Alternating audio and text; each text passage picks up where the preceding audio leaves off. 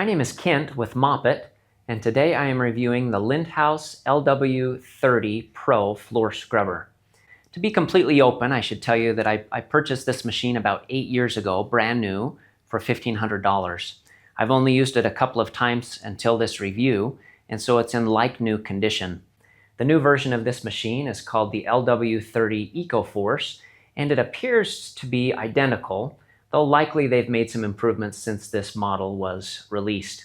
Lindhaus is a high-end premium brand with a great reputation. They are based in Italy, and they're unique because they have a sister company called Rotofil that custom makes all of the motors that they use in their equipment. Now I'll show you around this machine. The controls on this machine are really simple.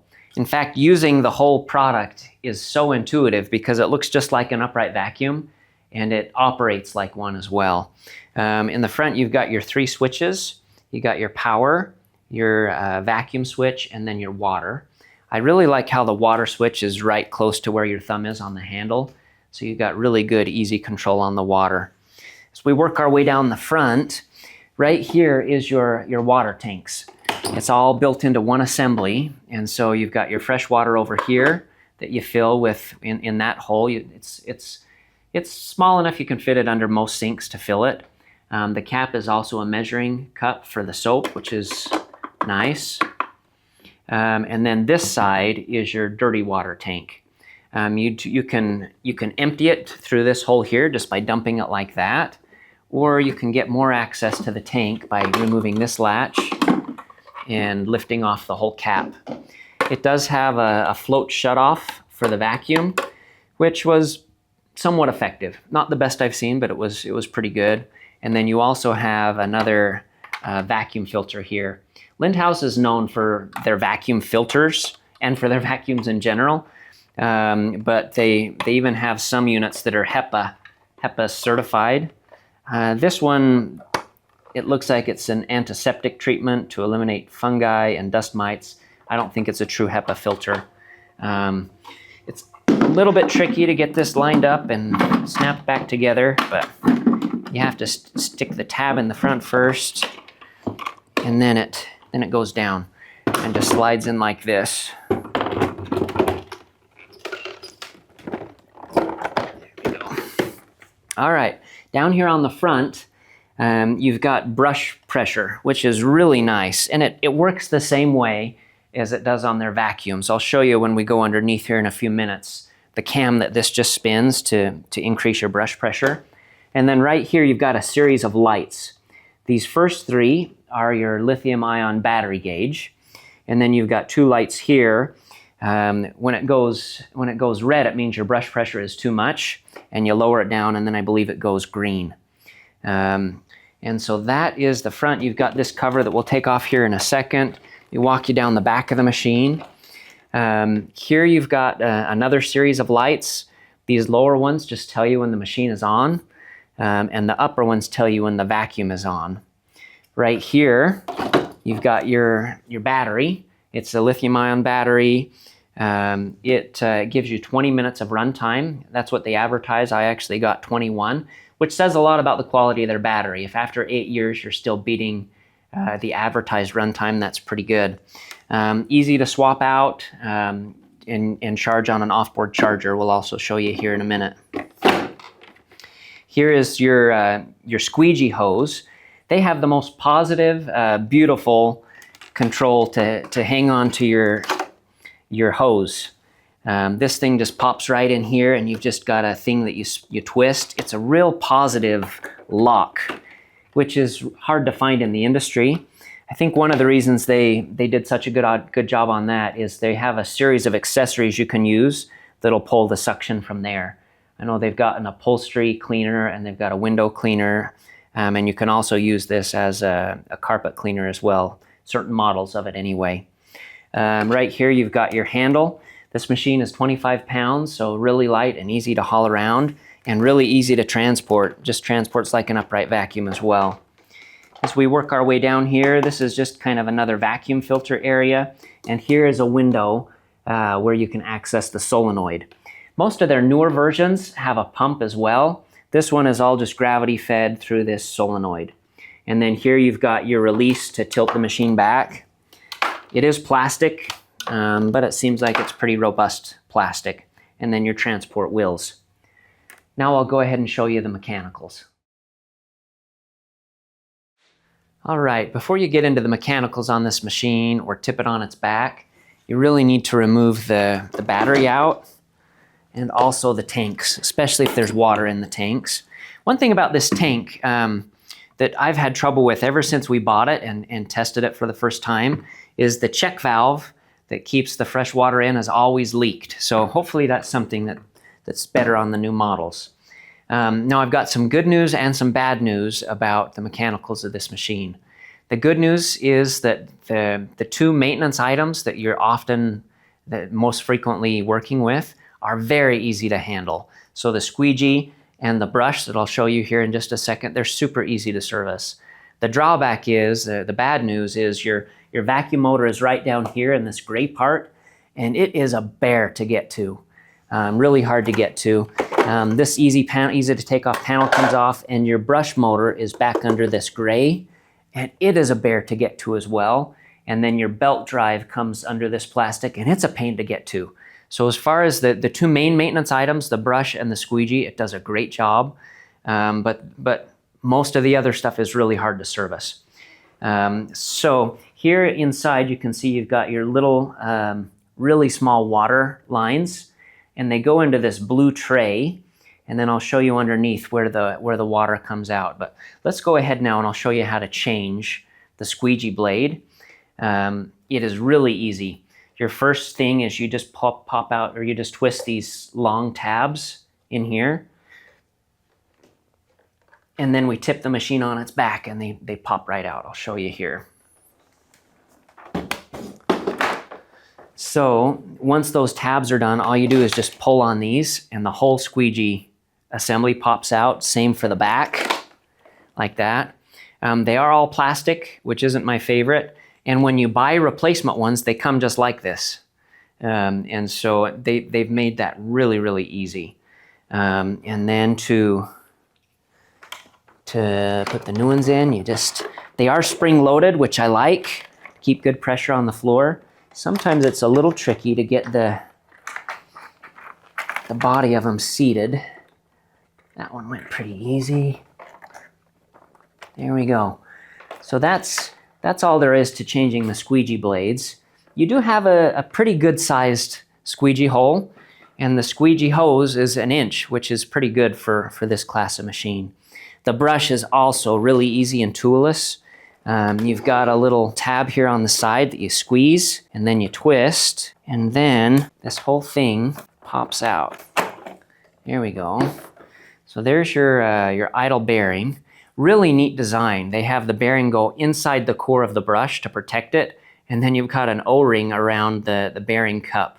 I think these bearings would last a long, long time. And then to pop your brush out, you just have to go like that. It's about a 10-inch wide brush. Really, really mild, but they have all different coarsenesses that you can buy.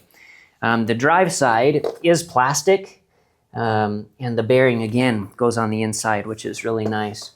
Now, up under here, you'll see a series of tiny holes, and that's where that the drip tray water comes out. That really concerns me, because you've got your brush spitting debris all up in here. You're going to clog those drip holes, and so just be aware you'll be pulling that out and trying to clean those out frequently. Like I mentioned, some of the other models have a pump, which may help prevent the clogging, but where this is just a gravity flow system, you're going to get those clogged pretty easy. I mentioned the brush pressure adjustment. You can see these wheels, just like on an upright vacuum, and then when you turn this, when you turn the brush pressure dial, there's just a cam in here that's attached to that knob that adjusts your brush pressure. Really simple and effective design. Let's go ahead and pop this brush back in. You can see the drive also inside the brush where this hub connects. It's plastic too. You know, most of the time I'm really against plastic on a drive, but where this has all of the settings that protects your motors and makes sure that they don't get too much torque, this would probably be really durable.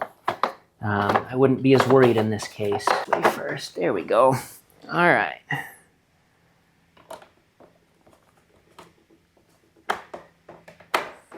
Here we go.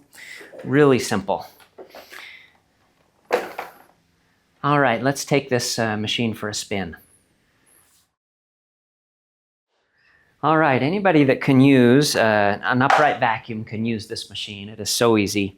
Turn on all your switches and then just take it back and forth. One of the nice things about this design is when you're moving forward, the brush is pulling you along and you get okay cleaning. But when you pull backwards, you're pulling against the spin of the brush, and it really enhances the cleaning performance. And so it does a good job cleaning. You'll also notice it's really quiet. You don't tend to drive it like you do most other scrubbers where you're doing this. Again, it's kind of a back and forth motion. Because of that, you can't do as many square feet in an hour of cleaning. But it is really simple, really light. As far as double scrubbing goes, you can turn off the vacuum and then it'll leave the solution on the floor, but you can't lift the squeegee. And so it's not as effective at double scrubbing as some other scrubbers. Again, the squeegee performance is lackluster. It leaves a lot of water behind. So that's a drawback. The height of the brush hood is pretty low. It's perfect for going under tables and chairs, but you're still about 5 inches, which is too high for most residential height toe kicks. So be aware of that. All right, let me show you how it does in a hall now.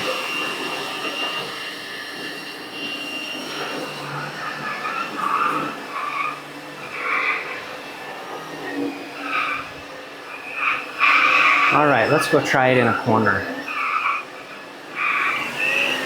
Corners are a little different with this machine because you can just go right in and back out just like you would with an upright vacuum.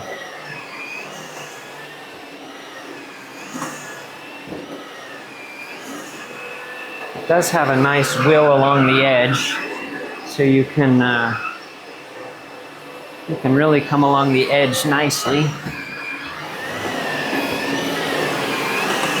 Does a really nice job in the corners.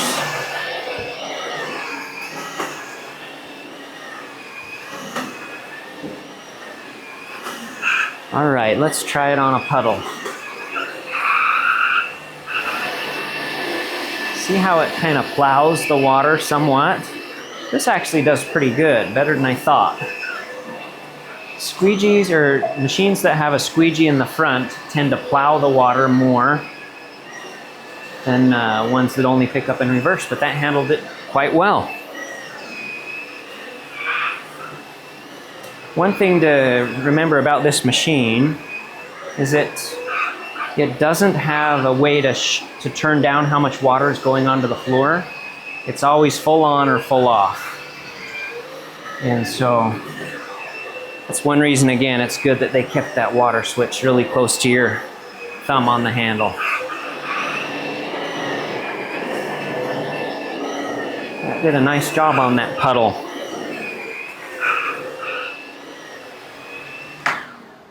All right, let's go over the specs. The cleaning path is 10 inches. Fresh water tank capacity is 0.68 gallons. The recovery tank capacity is 0.68 gallons. So that doesn't give you much room to pick up spills. The gallon per minute flow rate is 0.05 gallons per minute, which gives you 12 minutes of water time between fill-ups. The brush speed is 1500 RPMs. You can clean 3,200 square feet per hour. The vacuum motor is a 36 volt unit and it is brushless. It uses an off-board battery charger. Dry weight of the machine is 25 pounds. The advertised run time is 20 minutes. The actual runtime was 21 minutes. Cost of ownership. I couldn't find the MSRP listed anywhere, but it seems to be about $2,000. Squeegee replacement for the full pair is $80. Brush replacement is $100. Battery replacement as low as $300. The battery charger replacement is $250. Here are the pros for the Lindhaus LW30 Pro. It is lightweight, very intuitive to use, maneuverable, easy to find parts, easy to swap the battery. The cons: poor squeegee performance.